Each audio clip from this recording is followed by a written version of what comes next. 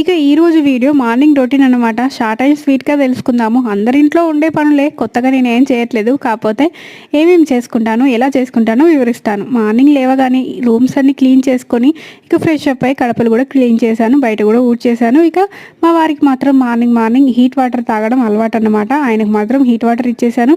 ఇక నా టిఫిన్లోకి ఏం నానబెట్టలేదు, మర్చిపోయాను. ఇక ఇడ్లీ పిండి ఉంది, పులిసింది కదా అని పునుకులు వేశాను. అందులో గోధుమ పిండి వేసుకొని చేసుకున్నాను. మీకు నచ్చినట్టయితే మైదాపిండి కూడా వేసుకోవచ్చు.